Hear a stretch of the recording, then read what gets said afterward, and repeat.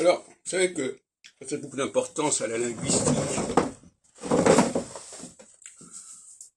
qui à mon avis est absolument liée à l'anthropologie.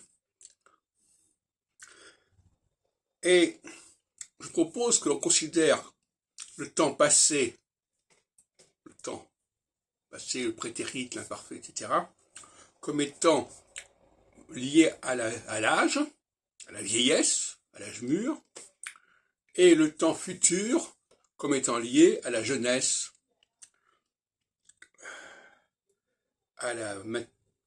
au début de la maturité, etc.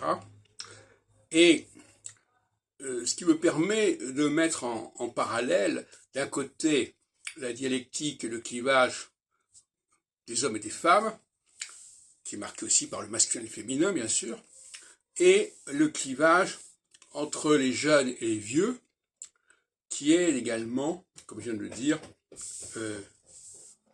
manifeste au niveau sémantique, au niveau grammatical. Voilà, c'est un élément qui me manquait, c'est une pièce de mon puzzle qui me manquait. Effectivement, c'est vrai que la question de l'âge est essentielle, parce qu'elle est liée à une visibilité. Les gens savent, en vous voyant, par exemple dans le métro, les gens vont se lever pour vous laisser la place si vous êtes âgé, ils ne vont pas vous demander quel âge vous avez, ça va de soi. De même que moi, si je laisse passer une femme par galanterie, je n'ai pas besoin de lui demander est-ce que vous êtes une femme ou pas. Donc paradoxalement, la linguistique renvoie à des données complètement objectives. Elle ne passe pas par le langage, la linguistique, la dialectique masculin-féminin et vieux-jeune ne passe pas par le langage, elle passe par un constat visuel, purement et simplement. De la même façon que, d'une certaine manière, mais ça c'est un autre sujet, la question raciale également a une dimension visuelle. Alors celle-là, est-ce qu'elle est manifeste au niveau linguistique, au niveau du langage? Ça reste à prouver.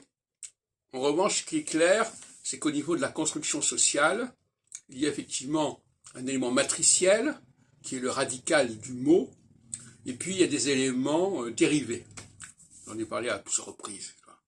Cette dérivation, cette marginalisation, parce que tout ce qui est dérivé est un peu marginal par rapport au radical, peut faire appel effectivement à des populations extérieures. Vous savez, par exemple, qu'à Athènes, en période démocratique, il y avait énormément d'esclaves.